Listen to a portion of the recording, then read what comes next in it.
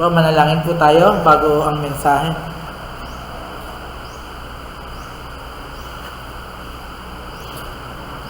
O aming Ama, maraming salamat sapagkat ang aming mga kasalanan sa pamamagitan ng aming Panginoon Jesucristo at sa Kanyang ginawa sa krus ng Kalbaryo ay pinatawad na. At kami inari ng anak ng Diyos sa pamamagitan ng aming Panginoon Jesucristo.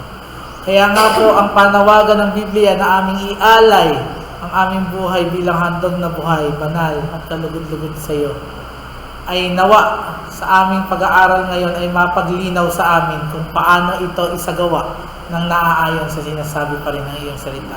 Gabayan mo po kami at pag-ingatan ang aming mga puso ay handa ito sa pagtanggap at higit sa lahat, paglapat o pag-apply ng mga katotohanan nito sa aming pang-araw-araw na tagpo ng buhay para lamang sa iyong kaluwalhatian. Ito po ang aming samot dalangin sa pangalan ng aming Panginoong Jesus. Amen. Isang internet software na marami sa inyo alam po meron at narinig na rin ay ang Netflix.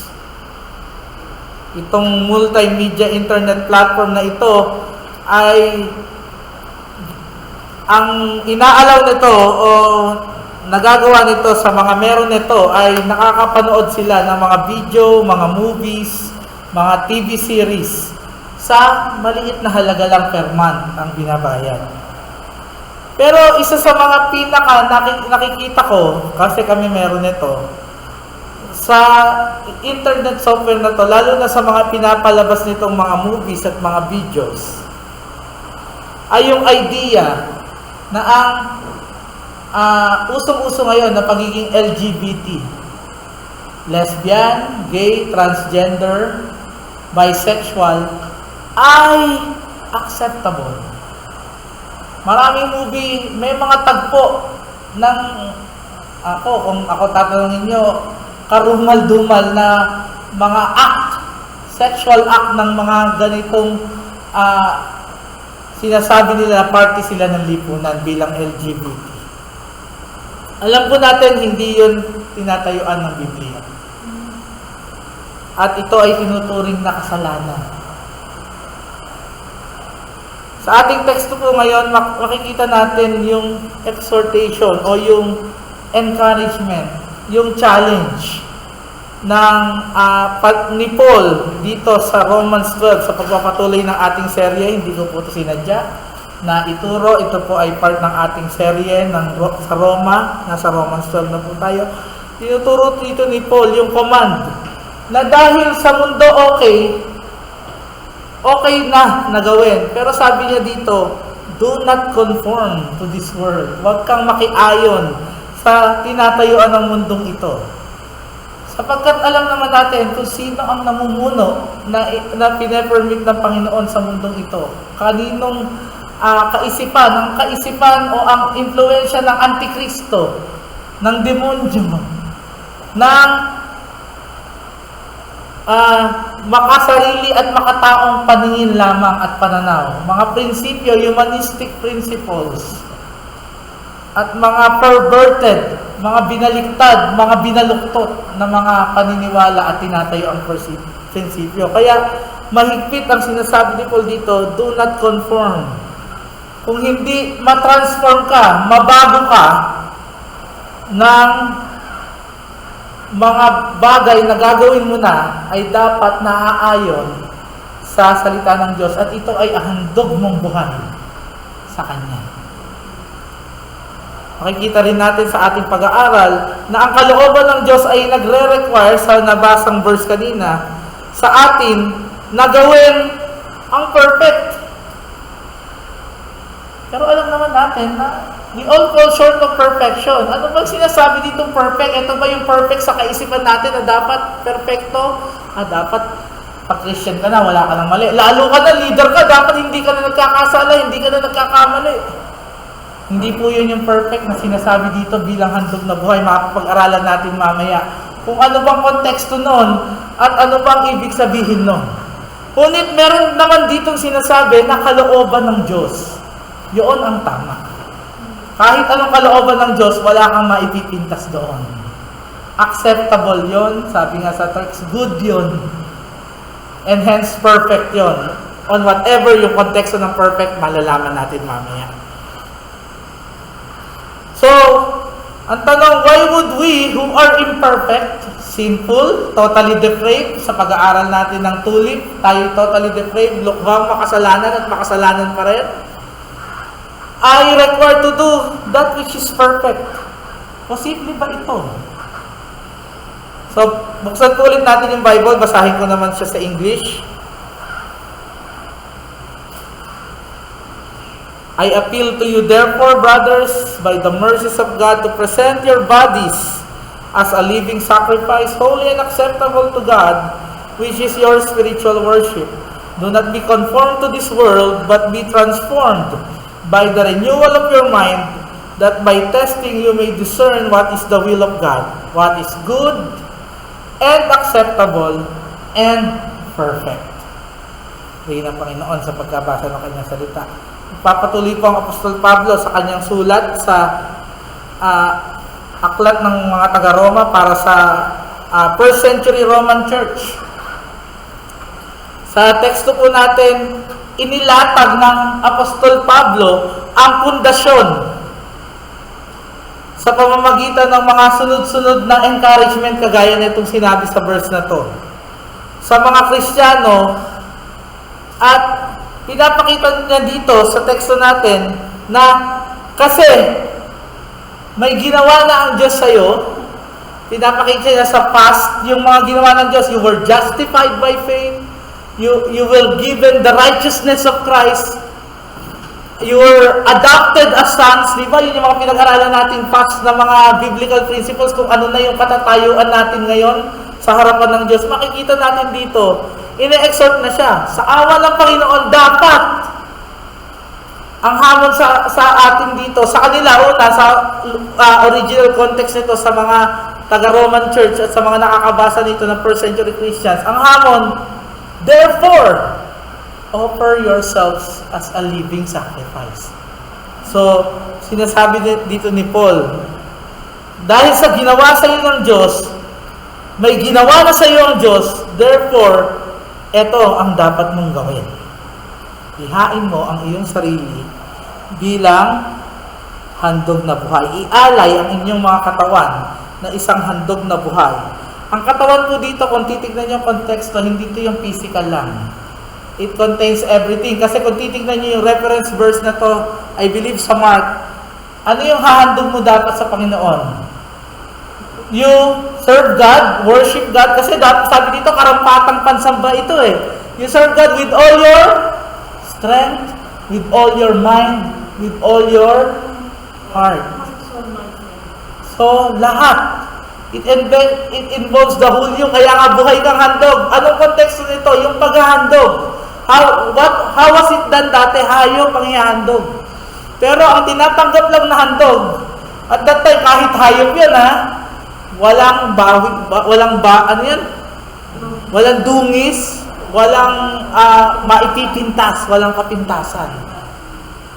So, yun din yung requirement. Pero this time, living sacrifice. Hindi ka kakatayin. Pero mas matindi. Kasi may nire-require ang Panginoon na dapat kang maging bilang isang living sacrifice na nagpapasailalim o gumagawa ng kalooban ng Diyos. So makikita rin natin sa konteksto na yung pagiging handog na buhay ay pag-break. Kaya do not be conformed. Huwag kang makiayon. Be-break ka, lalayo ka sa mundong ito at sa mga makamundong prinsipyo, makamundong gawain na hindi naaayon at nagbibigay luwalhati at labas sa kalooban ng Diyos. So makikita natin na ang linaw ng panawagan ni Paul dito. At ito pong prinsipyo na makikita natin sa mga panawagan ito, bilang Kristiyano rin kagaya nila, apply sa atin. At yun yung mas popokusan natin sa pag-aaral natin ngayong umaga. Ano ba yung ibig sabihin ng paghahain ng buhay na dapat, kung ito ay naaayon sa kalooban ng Diyos, ito ay good mabuti, acceptable, katanggap-tanggap, perfect, ganap sa harapan ng Diyos. So, papasukin natin yan. Pero bago yun, bago ang mensahe, ang message statement, may sinabi muna si David Livingstone, isang dakilang missionary sa Africa. Ang nilagay niya sa sinabi niya, yung perspektibo tungkol sa making a sacrifice, pagsasakripisyo, paghahandog bilang sakripisyo sa Diyos. Sabi niya, I never made a sacrifice. We ought not to talk of sacrifice when we remember the same great sacrifice which He made, who left His Father's throne, or on high to give Himself for us. Ang sinasabi lang ni David Livingstone dito, wag daw nating isipin na yung sakripisyo natin ay talagang napaka-great. Dahil pinapakita niya dito, ang lagi natin isipin, the greater sacrifice of Jesus Christ. Siya yung mas nag-sacrifice na hindi natin kayang tumbasan sa kahit anong kaya nating sakripisyo. But then, we are encouraged to still present ourselves as a living sacrifice. Contradiction ba to? Hindi po. Ang ibig sabihin lang dito, not like a sacrifice na parang bigat na bigat ka, napipilitan ka. This is a sacrifice na dapat mayroon ka din kagalakan. May pagsunod at yon ang uri ng sakripisyo na nagbibigay luwalhati o nasa ilalim ng kalooban ng Diyos. So, yun lang yung sinabi ni Livingstone doon. So, from this text and context, ito po yung mensahe natin. Sa ating pamumuhay bilang Kristiyano sa biyaya ng Diyos, tayong mga Kristiyano ay dapat maghandog ng ating mga sarili sa Kanya sa pamamagitan ng paggawa ng kalooban niya na mabuti, katanggap-tanggap, at ganap sa harapan niya sa pamamagitan ng Kanyang mga salita. So, kita-kita na agad natin, doon nakaangkla. Ang ibig sabihin po nito, in our Christian living, ulitin ko, by God's grace, we believers are to sacrifice ourselves to Him by doing His will, that which is good and acceptable and perfect before Him through His Word. This states that the will of God is accomplished by sacrificing ourselves and by doing kung ano yung nasa ilalim ng kalooban ng Diyos. So, tatlong word po yung malinaw na matingkad dito on how we are to do the will of God. And thereby, by doing the will of God, sacrificing ourselves as living sacrifices. Ito po ay sa pamamagitan ng mga mabubuti, katanggap-tanggap, at ganap na mga handog sa Panginoon. So, doon po tayo po-focus sa tatlong words na yon. Una, that which is good. Yung mabuti sa harapan ng Diyos.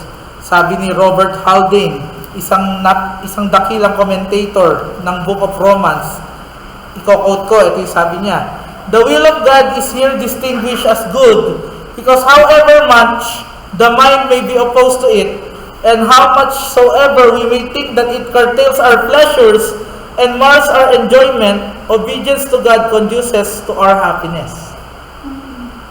Ang mabuti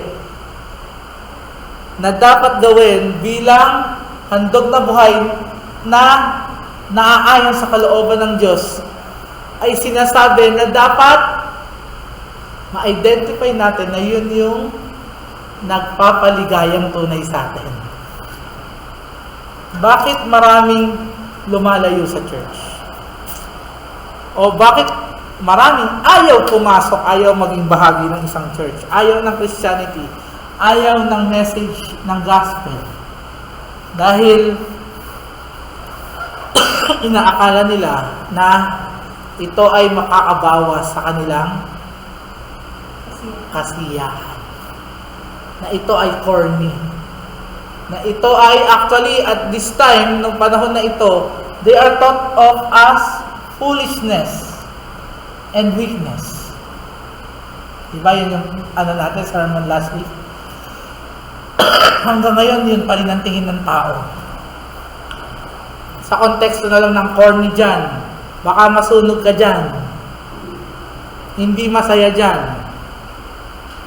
So, ito ay nasa konteksto ng mga kaisipang iyon. Ito ay magpapawala o magpapabawas sa iyong kagalakan. Ngunit kabaliktaran.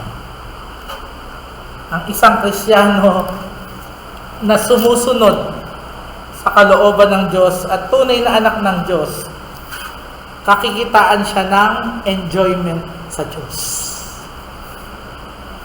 Knowing this, ito yung sinulat ng Shorter Catechism. Our existence, our purpose, kung bakit tayo nandito sa mundo is to, unang-una, glorify God, enjoy Him forever. Ang quick challenge ko sa inyo. As you are serving yourself or offering yourself to God as a sacrifice, na ito yung alam mong kalooban ng Diyos, are you giving a good sacrifice? Na ang konteksto ay ikaw ba sa iyong paghahandog ng iyong time, ng iyong talent, ng iyong ministry, ng iyong oras, ng iyong effort, ito ba ay kinagagalak mong gawin? Or napipilitan ka lang? Or parang duty lang ito sa'yo? Ano ba ang kinakikitaan ng talagang nagagalak ka?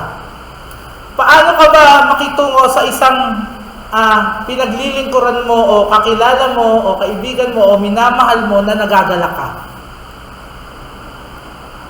Unang-una, ano yung gusto mo? Makasama siya. At masaya ka pagkasama siya. Tayo po, as a gathered church, kasi sabi lang kanina sa Sunday school, when 2 or 3 are gathered in my name, I will be there in their midst. Kasama natin ang Spirit of Christ, ang banal na Spirito sa oras na ito. Ikaw ba'y nagagalak at kasama mo siya? O ang isip mo, uwian na. Ang tagal naman ng uwian, ang tagal naman ng sermon, ang tagal naman ng kantahan, ang tagal naman ng araw na ito, marami pa akong gagawin. This is a time to check ourselves, lahat tayo. To examine ourselves. Am I offering myself as a living sacrifice by doing the will of God, that which is good? And with, ang ano ng good ay yung merong kagalakan. Nawa po, mapagliwanagan tayo ng Panginoon sa pamamagitan ng Holy Spirit sa ibig sabihin na itong good na ito. Sabi dito, let us always remember the fact that the flesh and the spirit is always at odds. Kaya nga tanong ko, baka iba yung iniisip nyo, baka hindi kayo masaya dito kasi may iniisip kayo na things of this world. Kuha nyo na? Merong nakakarang sa paglapit nyo at pagsakripisyo ng something na good para sa Panginoon, yung presensya nyo, yung time nyo, yung effort nyo, yung talent nyo, may nakaharang na nag-aalis ng kagalakan sa pagtupad nyo dito. Let us examine ourselves.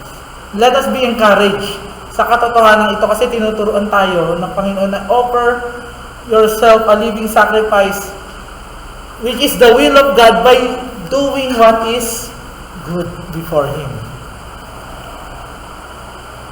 So, hindi po, yung sabi nga ni Haldane, hindi po ito nakakabawas trip sa atin.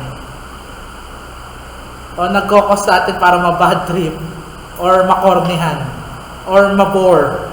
Nakakabore po ba ang pagpunta at pagtutok sa salita ng Diyos, ang pagpe-pray, ang pagde-devotion, ang pag-attend to the means of grace, ang fellowship with the brothers, with the sisters?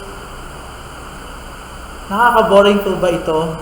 Let us examine ourselves. Kasi maaari tayo bilang makasalanan bumagsak doon na nagiging pabigat na, burden na yung ating paglilingkod sa Panginoon. Yung ating pagbibigay bilang handog ng ating mga sarili na dapat lang. At dahil ito ay inuutos ng ating Panginoon. Ito po yung sinasabi ni Paul sa kanyang kausap at that time. Kasi if you know the history of Rome, kung anong lugar itong sinusulatan ni Apostol Pablo, nasa lugar tong mga sinusulatan niya ng sentro ng mundo at that time. Kumbaga New York City. Naandun na lahat ng layaw, ng laman. Naandun na lahat ng pwede mong gawin para lumayo ka sa Diyos. Madaling makuha, madaling magawa, madaling maisip, madaling mag-conform. Pero kabaliktad na kabaliktad ang panawagan ni Paul, di ba? Do not conform. Be transformed. And part of the transformation is offering yourself as a sacrifice according to the will of God, that which is good. And yung good, may kadikit siya na nag-e-enjoy ka ba talaga? May tunay na kagalakan at hindi napipilitan lamang. At itong sinasabi rin dito is not parts. Kasi, pag ang in-offer mo lang sa Panginoon, sa iyong time, sa iyong effort, ay part lang. Meron kang ayaw ipagalaw. Lord, sa part na to, huwag kang makialam. Hindi ko, untouchable to, akin lang. Akala mo, napapasaya ka nun, kasi nakikip mo yung sayo. Pero sa katotohanan, kung ito ay ginagawa mo, ito ay hindi good sacrifice. Kasi ito ay partial sacrifice. At makikita natin sa Bible, yung clear example sa istorya ni Ananias and Sapphira. When they offered the sacrifice that is partial, to the point of even lying tungkol doon, nagsinungaling pa sila tungkol doon, immediately they were put to death. Biyaya na lang ng Panginoon kung tayo'y naglilingkod ng half-hearted sa Panginoon, walang kagalakan, hindi all your heart, all your strength, all your soul, ay hindi tayo pinapatay at kinukuha pa ng Panginoon.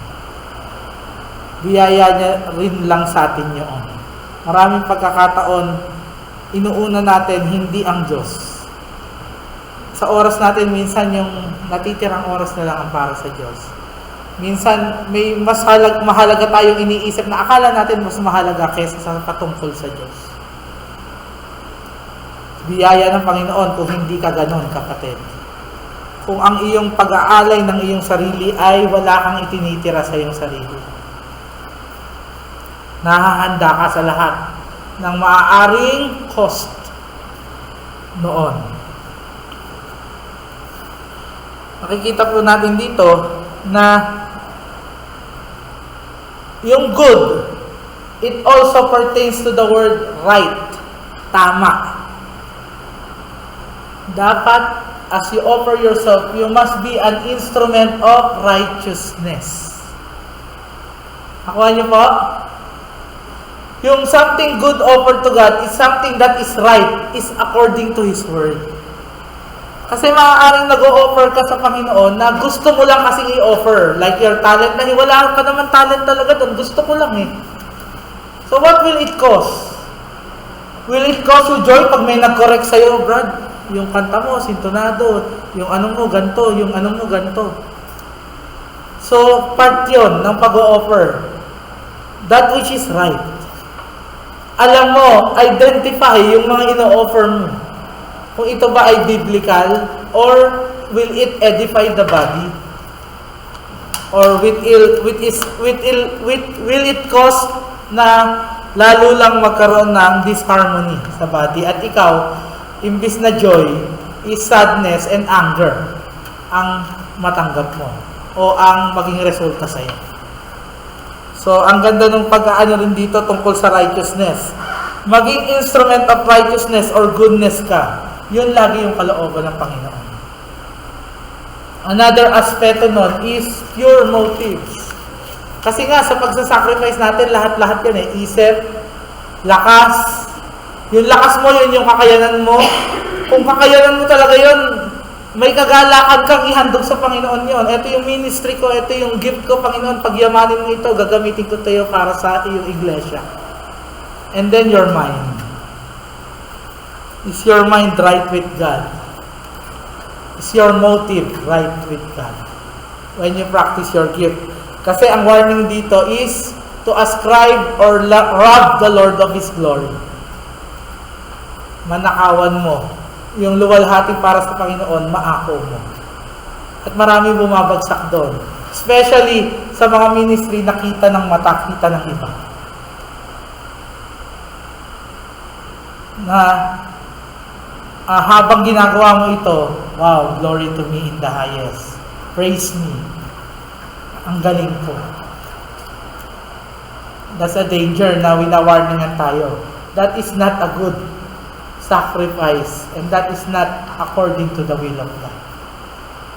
So sana makita natin yon. Alam niyo po bilang illustration, sa ongoing war sa Russia at Ukraine, nung isang linggo, yung Starstreak missile na pangpasabog ng mga helicopter at mga aeroplano yung pinento ko, di ba? Ngayon may isa pang binigay naman ng US sa mga Ukrainian.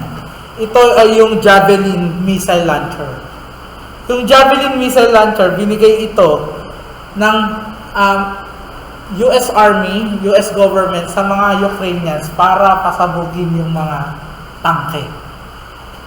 Napakaraming tangke kasi kung natingin kayo sa internet, sa YouTube, nakikita nyo yung mga actual footage ng convoy, ilang kilometro ng mga tangke at mga armored vehicle lang lumulusog ngayon sa Ukraine. So, ito yung pinagkaloob. Alam niyo po, what the US did to the Ukrainians was good. Di ba? Much more, we believers must do good. Must offer what is good to the Lord.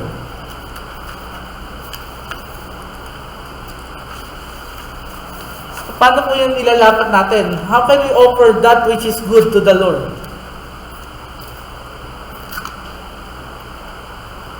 Ito po yung isang dapat natin tandaan muna. What is good sa paningin, sa isip natin, sa tingin natin, may not always be good sa harapan ng Panginoon. Kaingat tayo nun. What we may think of individually on our own and corporately as a group may not be good in the eyes of the Lord. Lagi tayong magpahanda. Ako, yan yung isa sa lagi kong iniiyak sa Panginoon. At hinihingi ko ng tawad sa tao, minsan sa asawa ko, minsan sa kapatiran. Kasi bilang totally depraved, hindi excuse yun eh. Pero nagagawa natin yung mga bagay na ganito. Na akala natin good in our eyes. Pero sabi, nung application, it may be at odds, contra, or violates what God says and commands in His Word. We must try to do only what is good biblically. We must offer that to the Lord. Tinutukoy po dito yung mga mabuti sa paningin ng mundo at ginagawa ng madami ay di nangangahulugan na ito ay mabuti sa paningin ng ating Diyos. Bagkus, pinapaalalahanan po tayo dito sa ating pag-aaral na huwag gawin ang naaayon sa di mabuting kaisipan at gawain ng mundo. At sa halip ay gawin ang naaayon sa sinasabi ng salita ng Diyos na siyang mabuti sa paningin. At yung pangalawa, mamaya, katanggap-tanggap sa Diyos. Sa kasaysayan, si John Piper ay nagturo ng ganito tungkol dito sa tinuturo ni Apostol Pablo. Sabi niya, when Paul insists that good acts are the will of God, nun daw talagang ipinamamanhik ng Apostol Pablo na yung mga mabubuting gawa ay kalooban ng Diyos, yung mabubuting handog. Sabi niya, he is making sure that we do not treat Christianity as a mystical religion. Anong ibig sabihin nun? Hindi tayo nagbe-base na parang ang Christianity wala siyang actual na mapanghahawakan tayo. Lahat ay misteryo daw. Kailangan, binubulong sa akin ng Holy Spirit. Sa tingin ko, kasi ramdam na ramdam ko, ito dapat kong gawin. Hindi. Sinagot ako sa prayer ko na ito ang dapat gawin. Ibangga mo muna sa salita ng Diyos yung gagawin mo. Hindi porket naramdaman mo mabuti maganda sa kalooban. Sa'yo yun. maaaring hindi galing sa Diyos yung sa tingin mo tama at maganda sa kalooban mo, mabuti sa kalooban mo. So ito yung pinamamanhik, sabi ni John Piper, ni Paul. Tignan mo, yung good is at the same time acceptable din. And that is our second part. Katanggap-tanggap ba itong inaakala mong mabuti? So that which is acceptable. Paul is defining the good as good in relation to God, unang-una. And then, sinabi rin niya na ito ay dapat ang kalooban ng Diyos, ang mabuting handog mo na naaayon sa kalooban ng Diyos ay dapat you rest on. It is Greek for acceptable. So, ang linaw-linaw to, parang ginuguhitan ito yung katotohanan, yung na ang pagiging mabuti is a question na mabuti ito talaga kung ito ay tinatanggap din ng Diyos. So, hindi lang basta naisip mong mabuti, no? O mabuti naman talaga kasi maaaring meron tayong ibigay sa Diyos na mabuti naman talaga. Pero yung manner, yung time, yung way ng pagbibigay natin ito, hindi acceptable. And that becomes not good. Maganda bang mag-aral ng mabuti? Mangarap sa kinabukasan? Yes. Maganda bang magtrabaho ng talagang tapat? Yes. Good yun, di ba? Maayos ba na maging huwarang anak? Maging huwarang asawa? Maging huwarang pamangkin? Maging huwarang kuya, ate? Yes? Pero on how you execute it, yung inaakala kong mabago, pag ito ay kumukontra na sa salita ng Diyos, hindi na ito nagiging mabuti. Example, hindi masamang maging mabuti at masunurin na asawa. Tama? Babae ka, submit to your husband. Pero paano kung yung husband mo, inilalayo ka na sa Diyos? Yung mabuti bang submission, pag ginawa mo, mabuti pa rin yun? At nag-conform ka sa gusto niya na ilayo ka sa Diyos. Halimbawa, imbis na Sunday ka, doon na lang tayo sa bakasyon tayo doon. Or punta na lang tayo doon sa sa nanay at tatay ko sa probinsya. Kailangan gatong Sunday tayo pumunta. Or kung merong nako-compromise na patungkol sa Diyos at sa sinasabi ng salita ng Diyos. So sana nakita nyo, yung pagkakaiba ng good, oo maraming good, pero kailangan kadikit nun bilang kung gusto nyo malaman na kalooban nyo ng Panginoon at yun ay pleasing sacrifice, living sacrifice. Something good that you think of doing, saying, or thinking must be acceptable to God. Saan ba natin nalalaman kung acceptable to God? Sa Word of God. Kasi hindi naman yan bubulong. Kasi nga, it is written na yung dapat mong malaman sa yung salvation and sanctification sa pamumuhay mo bilang anak ng Diyos at mananampalataya. So, ibubunggo mo siya lagi sa salita ng Diyos. Kahit sa sarili mong paningin, at sa paningin naman talaga ay mabuti, pero kung meron itong kinocompromise tungkol sa salita ng Diyos, doon ka mag-isip, doon ka mag-examine, doon ka mag-test ng sarili mo. If that is acceptable to God. So makikita natin yon. At yung katotohanan din na ang pinakabatayan to that which is good and acceptable is if it involves obedience to the Word of God. Actually, kung ilalawak pa natin, ano nga yung obedience to the Word of God, to the commandments? It is loving God. Yung loving God, sa minamahal mo, di ba, masaya ka? Kaya yung good nga, sinasabi na may kagalakan din eh. Kasi it involves love for God. Kaya ini-offer up mo nga yung buong-buo eh. Lahat-lahat, wala kang tinitira. Kasi mahal mo ang Diyos. Sinusunod mo siya. And that is a pleasing, living sacrifice according to His will. So yan yung sinasabi ni Paul unang-una sa mga taga-Roma, pero ipinapasok ko agad sa konteksto natin kasi we're the same. Those New Testament believers are the same as us. We are also believers. So yun ang tinatawag na acceptable. In short, sabi dito, it is not just the good that we say is God's will, but the good is what is acceptable to God in His Word. Sana po nalinawagan kayo doon. Yun po yung punto. The good things that we offer to God as a living sacrifice according to His will are those which are also acceptable to the Lord through the Word of God. Pag ibinangga mo sa standards ng salita ng Diyos.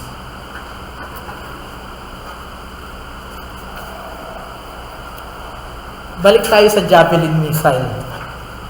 Yung Javelin missile launcher, nung ibinigay na ito ng US sa mga taga-Ukrainian, yung performance nito, napakagaling. Kaya tanggap, welcome, laging sinasabi, welcome yan. May nabasa akong I think it was a Ukrainian military general, welcome yung mga Javelin missiles, dalhin nyo sa akin. And then they show videos on how it destroyed yung mga tanks. So, ganun yung klase ng sacrifice before God. It must be acceptable before God. I illustrated that to show you something na acceptable. Tinatanggap talaga. And it becomes something na talagang, umepekto rin dun sa pinagbigyan. At makikita natin kung ano yung epekto sa Diyos ng sacrifice na ganito. It pleases Him. Nalulugod siya sa ganong uri ng sakripisyo, good and acceptable. Kasi naaayon din yun sa kanyang kalooban. Ang ganda, no? Hindi tayo iniwan na bulag, na parang misteryo lahat na nanghuhula lang. Kung ano yung good, ano yung kalooban ng Diyos. We have the Bible. We have the Bible to always show us. We must diligently study it. We must diligently study yung mga interpretations, pag-aaral din ng ibang tao tungkol dito, and pray that God will always lead us to the right biblical teaching, right biblical principles, mga tamang prinsipyo at katuruan ng Biblia para mai-apply natin sa paghahandog ng ating sarili bilang buhay na handog, banal at kalugod-lugod sa Diyos. Ito ba daw yung tamang sacrifice sa Panginoon. We must not stop bilang application. Huwag daw tayong dapat tumigil sa paggawa ng mabuti.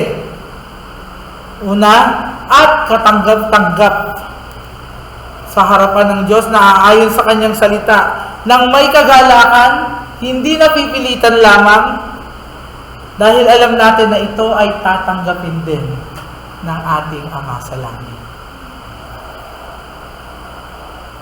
Na di lamang mga tamang panuntunan ang turing natin sa mga mabuting gawa na dapat natin sundin na aayon sa salita ng Diyos, kundi ito rin ay dapat tanggapin natin ng maluwag sa loob. May kagalakan sa ating puso sapagkat katanggap-tanggap at kalugod-lugod ito sa Panginoon. Challenge po ulit, mga kapatid. Ang ginagawa nyo ba bukod sa mabuti? Ang sinasabi nyo ba bukod sa mabuti? Ang iniisip nyo ba bukod sa mabuti? Ay katanggap-tanggap din at naaayon din sa salita ng Diyos. Let us examine ourselves. Let this be a challenge of Paul to the Roman church, be a challenge to us also, to all of us. May we do that which is good and acceptable before God. Si Freddy Fritz, senior pastor ng Tampa Bay Presbyterian Church, nag-sermon isang beses ng ganito a few years ago. Sabi niya sa sermon niya, God's will is always acceptable to Himself. However, when Paul says that God's will is acceptable, he doesn't mean na acceptable lang sa Diyos. dapat acceptable din sa atin kasi naaayon yun sa kalooban ng Diyos. Hindi pwede siyang disconnect. Hindi pwedeng acceptable, katanggap-tanggap sa atin, pero alam natin hindi katanggap-tanggap sa Diyos. Hindi rin naman pwedeng katanggap-tanggap sa Diyos, pero hindi natin matanggap. Napipilitan lang tayo, wala tayong joy. Ang pagtanggap ay two ways. Tinatanggap yan ng Diyos kasi naaayon niya sa kanyang kalooban, sa kanyang salita. Tinatanggap mo rin na gawin niyang sacrifice na yan. Kasi may kagalakan ka kasi alam mo na sumusunod ka sa Diyos. Ganda, no? It's two-way. Hindi siya pwedeng one-way lang. Pangatlo, that which is perfect. Ito na. Yung word na teleos ang ginamit dito for the word perfect. Hindi po to perfect as in parang hindi na nagkakamali. Na parang si Perfecto. Di ba pangalan niya Perfecto? Pero hindi naman talaga siya perfecto. Tapos sabi nga ng isa, sige punta ka sa church, hanap ka ng church na perfect. Punta ka dun sa church na akala mo perfect. Pagdating mo dun, hindi na perfect yun. Hindi po yun kasi yung meaning ng perfect na sinasabi. Ito ay completion or maturity. When you see the meaning of that in Greek, when you define it, ang definition ng author dyan is mature, complete. Wala yung pinagkaiba kung paano ka dapat humarap sa Diyos at maglingkod sa Diyos beyond reproach. Di ba? Righteous. Ito ay naganap na objectively. Sa krus ng Kalbaryo, ito ay naganap na. Ang ating pagiging ganap sa harapan ng Diyos. We are forgiven of our sins, past, present, future. Pero sa paggawa natin ito in the area of sanctification, paano tayo magiging perfect o mature o complete?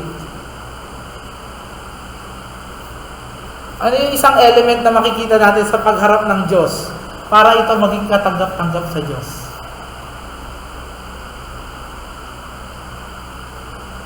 Ano ba yung humahadlang sa pagharap natin sa Diyos at hindi nagiging katanggap-tanggap tayo sa Diyos? Kasalanan. So, being complete, offering a complete sacrifice is that which is not sinfully done, sinfully said, or sinfully thought of. Yun yung maturity sinasabi rito, completeness. Based on the finished work of Christ, meron na kasi tayong kakayahan na humingi ng tawad kanino? Sa Ama o sa Judge? Sa Ama. Na kung saan kung tayo ay malinis sa harapan ng Ama, beyond reproach, upright, we can now offer ourselves perfect before God. Complete, mature, katanggap-tanggap. Nakuha niyo na? Kasi ang humahad lang nga yung kasalanan.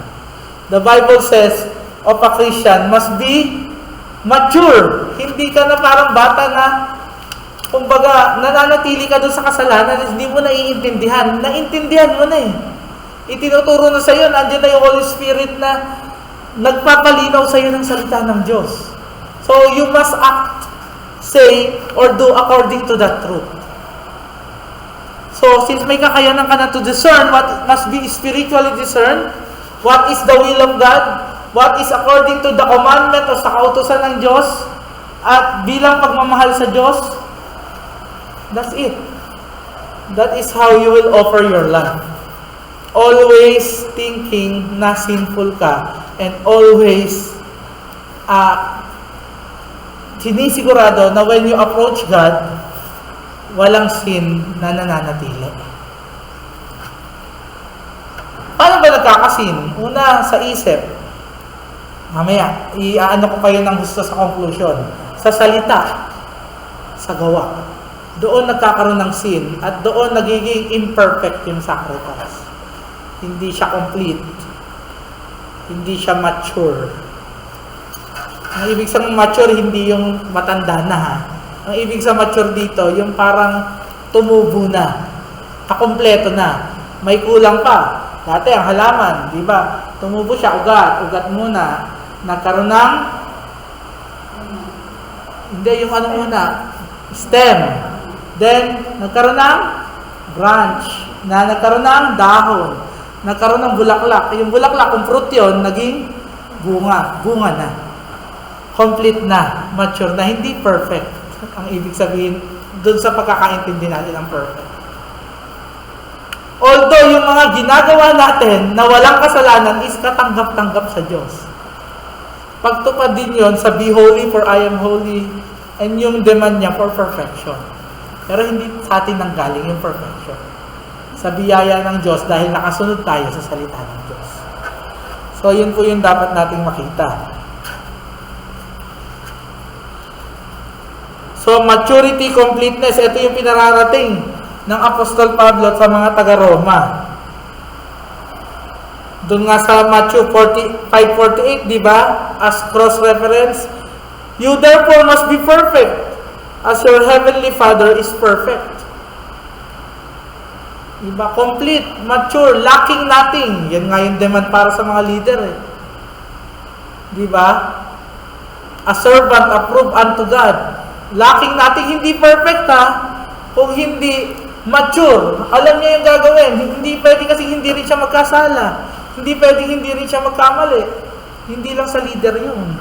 Sa bawat Kristiyano yung command na yun, yung panawagan ng Biblia na yun.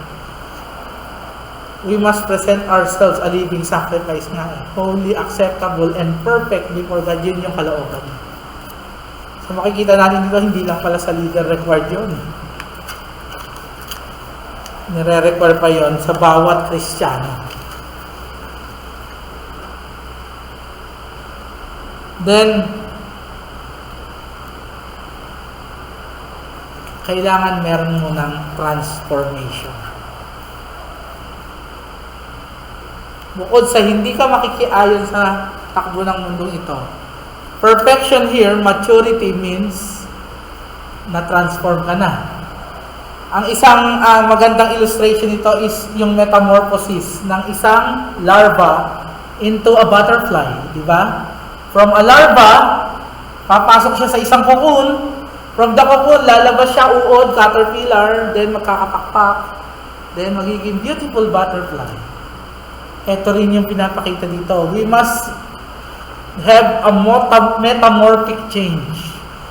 It's called a transformation.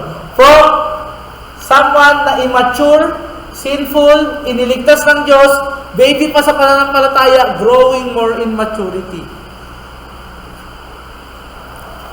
So, ang ganda po nung pinapakita rito kasi hindi ka makakapaghandog sa Panginoon ng sarili, buhay na handog kung hindi ka pa na-transform unang-una from darkness to light. Hindi ka pa naililipat doon. Una, dapat believer ka muna. This is the only way you can offer a sacrifice to the Lord kung believer ka lang. Kung hindi ka pa believer, kapatid, kaibigan, you must be transformed. Kung ikaw ay nasa mundong ito, ang alam mo lahat ay sinasabi ng mundong ito, na kung saan ka masaya, doon ka. Na ang mundo, pagkatapos ng kamatayan, wala na, parang maglalaho ka lang. O ang mga tinuturo ng mundo, napapanood mo, nakikita mo, tinatayuan mo pa nga, nag-i-enjoy kang gawin, ay laban naman sa salita ng Diyos. Kailangan mong matransform. At ang pagbabagong anyo ay hindi mo kayang gawin sa sarili mo dahil makasalanan ka. For all have sinned and fall short of the glory of God. Wala kang kakayanang iligtas sa sarili at maabot ang Diyos. At dahil sa pagkamakasalanan mo, sinasabi rin sa Bible, ang kaparusahan nito ay kamatayan ng iyong kaluluwa sa impyerno. Ano ang dapat mong gawin para matransform? Isa lang sinasabi ng Bible. Call upon the name of the Lord. That's Jesus Christ and be saved.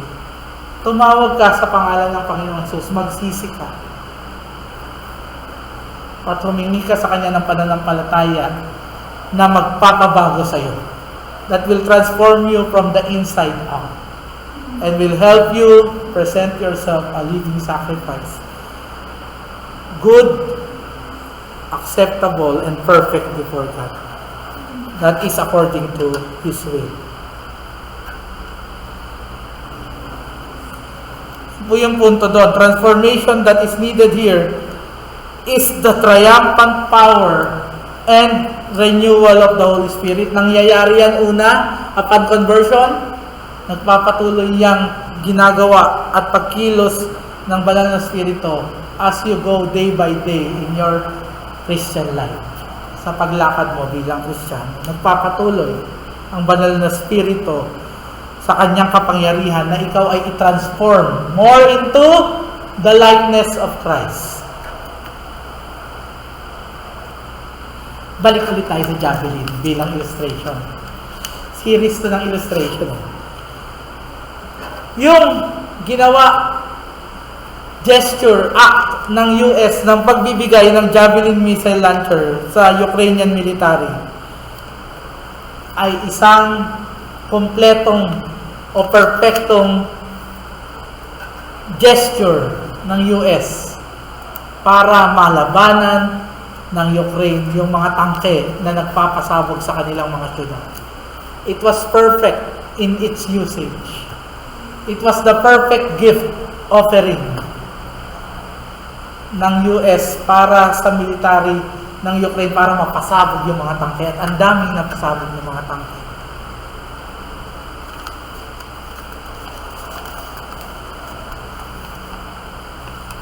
Mas mahalaga po sa Javelin missiles sa harapan ng Panginoon, yung pinaghahandugan natin. Ang pinaghahandugan ng US ng Javelin missile, isang bansa lang, isang military. Ang pinaghahandugan po natin ay ang Panginoon. And with a mature offering before God, He will use that offering for the edification of the saints. For your personal growth in the love and knowledge of God and in the edification of the body. Kasi bahagi ka ng isang iglesia. Ang iyong handog na buhay, gagamitin niya ng Panginoon. Unang-una, nagagalak siya dyan, magbibigay luwalhati sa kanya yan, and gagamitin niya yan effectively for the ministry. Sa Bible, si Moses, ginamit ang kanyang lahat ng gift ng kaalaman niya about Egypt to successfully, effectively deal with Pharaoh. Sa kasaysayan, ginamit ng Panginoon yung mga tao na nag-aral ng mga languages para pumunta sa mga iba't ibang tribo at ma-share ang gospel doon. Those good, acceptable, and mature, complete gifts given to the Lord were used by the Lord for His glory, for the furtherance of His kingdom, para sa ikalalaganan ng Ebanghelyo. Challenge ulit before we go to the conclusion.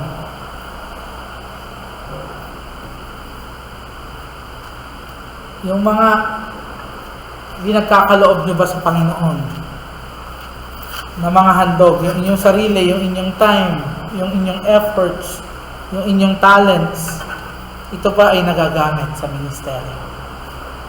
Ito ba ay nagbibigay luwalhati ng Diyos? Nagiging edification ba ito ng katawan, ng body? Nagpapa-grow ba ito sa'yo? Lumalago ka pa sa pagkakilala sa Panginoon. Nawa po matagpuan tayong lumalago individually and ginagamit ang ating gifts para sa pag-edify o paglago corporately ng pangkalahatan ng kinabibilangan natin na iglesia o grupo.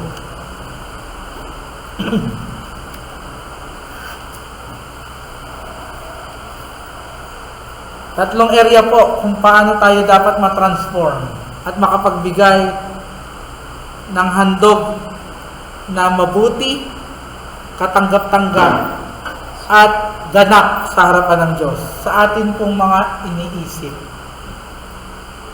Mga idea, mga konsepto, mga filosofidad natin, philosophy, mga ideologies, tinatayuan natin ng mga prinsipyo, mga conclusion natin sa ating mga pag-iisip, yung mga resulta ng ating iniisip, yung mga motibo ng ating puso.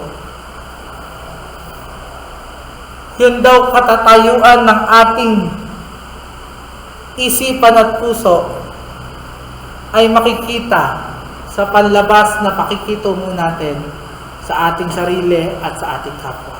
Lalong-lalong na sa mga kapwa nating mananampalataya. Una, how is your one-on-one moment with God? Yung pag-iisip mo. Pagbabasa mo ng Bible, nag-iisip ka, meditation. Kamusta na po? Are we daily thinking about God and meditating on His Word?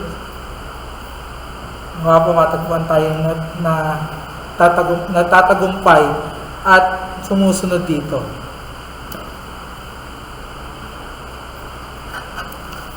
Pangalawa po, yung ating mga sinasabi. Yung mga remarks natin. Ito nilagay dito in the negative. Yung mga walang pag-iisip na basta sinabi lang natin. Yung mga bastos na pananalita. Vulgar speech. Yung slander. Yung nagde-defame sa isang tao na sinabi natin. Yung mga salita natin na nag-cause ng away, ng conflict. Yung mga verbal bashing natin sa tao. Yung verbal abuse na nagagawa natin sa tao. Minsan conscious tayo, minsan hindi. Pag nasa traffic tayo, pag nakikriticize tayo, pag may mga problema tayong kinakaharap, paano tayo nagsasalita? Salita ba agad tayo o tahimik tayo nananalangin sa Panginoon muna at nagsasalita ng malumanay? Ako, kada sabi ko nito, nag-a-ouch ako eh. Nasasaktan ba kayo, kapatid? O nasasaktan kayo, biyaya ng Panginoon niya? Kasi ibig sabihin, hindi pa kayo ang puso natin. At pwede pa natin ihingi ng tawad at matransform tayo into better Christians. For the glory of God. For the glory of God.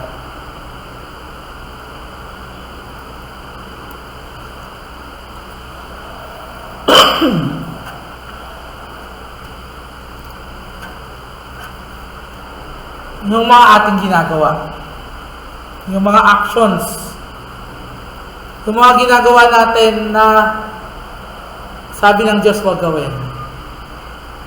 Yung mga hindi natin ginagawa na sabi ng Diyos dapat gawin. That is also part of our sacrifice. A living sacrifice obeys God, right? It's a form of loving God, pleasing God. So if we say we obey God, when we do something that He commands, we're offering ourselves a pleasing sacrifice. We do what God commands. When we don't do what He prohibits, we are also offering a living sacrifice before God.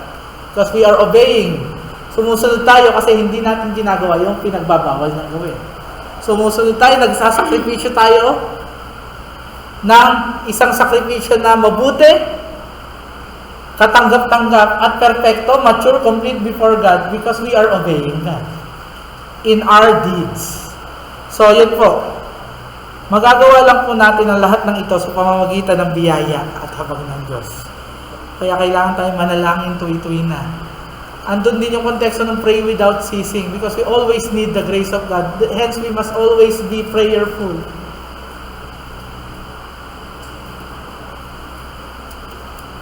Kasi sa ating walang kwenta na kalagayan at disposisyon bilang mga totally depraved at makasalanan, di natin magagawa ang mabuti, katanggap-tanggap at perpektong kalooban at paghahandog ng ating sarili bilang buhay na handog sa Diyos.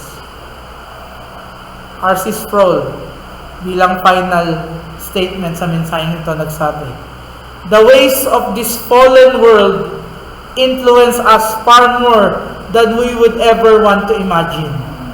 Therefore, it is absolutely critical that we keep ourselves immersed in Scriptures, nakababad sa salita ng Diyos, seeking God to transform our minds that we might be clearly where we are leaning more on the fallen way of doing things than the right way." Lagi mo natin tandaan, lumapit tayo sa Diyos at humingi ng habag at biyaya niya na matransform yung mind natin. Kasi kung hindi, papunta lang ito sa hindi paggawa ng mabuti at pagre-rebelde sa Diyos.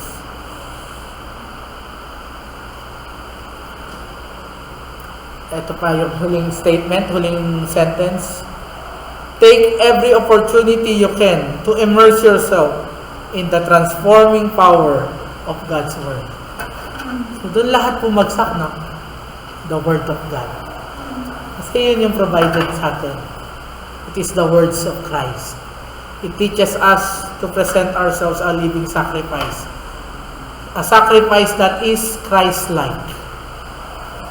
Obeying God, loving God, enjoying God. That is what a living sacrifice, holy and acceptable and according to the will of God means. Nawa po, biyayaan tayo ng Panginoon na mai-apply ang mga katotohanan nito sa ating buhay. Manalangin po tayo. Panginoon, sa amin lang mga sarili, we cannot offer ourselves as a living sacrifice, holy and acceptable to you. Sa aming sarili lang, hindi kami makakapaghandog ng naaayon sa iyong kalooban ng mga bagay na mabuti, katanggap-tanggap at perpekto o ganap sa iyong harapan.